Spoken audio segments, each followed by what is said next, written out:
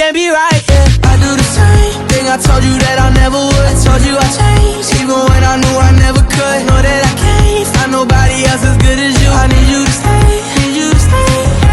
I do the same thing I told you that I never would. Told you I changed, even when I knew I never could. Know that I can't find nobody else as good as you. 나쁜 것을 다 모아도 하고픈 나와 energy 힘모아 아주 딱 나와 energy 한 방에 아주 발사와 지금부터 다 하루에 노함성 발사 이 노래는 네 만화의 엔딩송이야. Baik, saya akan menjelaskan terlebih dahulu apa sih yang dimaksud dengan pasar modal syariah.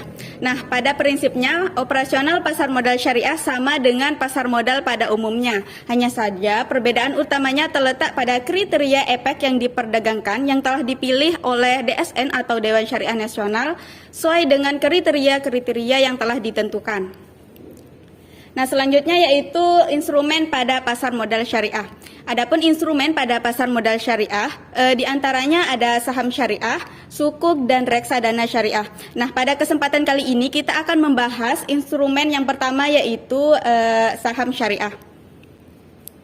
Next. Secara umum, saham adalah surat berharga yang merupakan bukti kepemilikan dari suatu perusahaan. Sedangkan saham syariah adalah efek berbentuk saham yang tidak bertentangan dengan prinsip-prinsip syariah di pasar modal. Ada dua peran utama dari saham. Yang pertama yaitu sebagai sumber pendanaan, di mana penerbitan saham itu merupakan salah satu cara perusahaan untuk memperoleh modal usaha atau equity. Yang kedua yaitu sebagai sumber investasi, yang dimana saham dapat dimanfaatkan oleh individu maupun perusahaan sebagai sarana investasi yang nantinya investor dapat memperoleh dua keuntungan, yang berupa capital gain atau kenaikan harga saham, dan yang kedua berupa dividen. Kemudian materi selanjutnya yaitu tentang indeks saham syariah.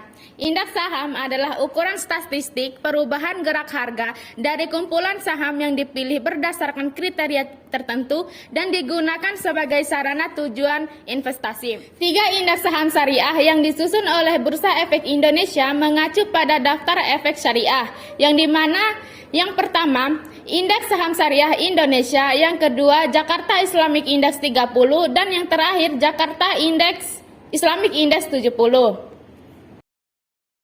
Selanjutnya, proses seleksi Jakarta Islamic Index, yaitu saham syariah yang terdapat di daftar efek Indonesia syariah dan menjadi konstitusi Indeks Saham Syariah Indonesia, yang dimana prosesnya ada dua, yaitu yang pertama 60 saham dengan kapitalisasi pasar terbesar, dan proses yang kedua yaitu 30 saham dengan nilai transaksi terbesar.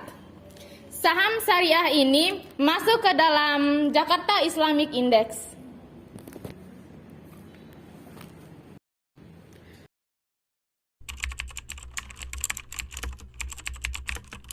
Baiklah, di sini saya akan menjelaskan tentang mekanisme transaksi saham di pasar perdana.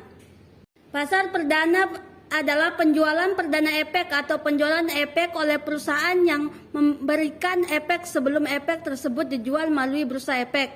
Pasar perdana merupakan penawaran saham pertama kali dari emiten kepada para pemodal selama waktu yang telah ditetapkan oleh pihak penerbit sebelum saham tersebut diperdagangkan di pasar sekunder. Selanjutnya yaitu mekanisme transaksi di pasar perdana.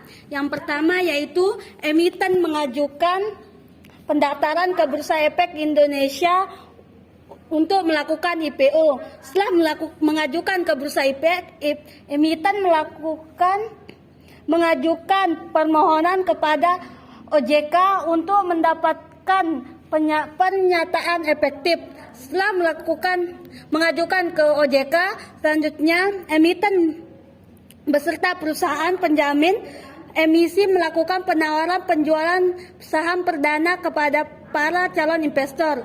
Setelah melakukan penawaran kepada perusahaan, selanjutnya pencatatan saham. Pencatatan saham atau listening di Bursa Efek Indonesia, dan investor bisa melakukan transaksi jual beli pada saham di pasar sekunder atau lantai bursa.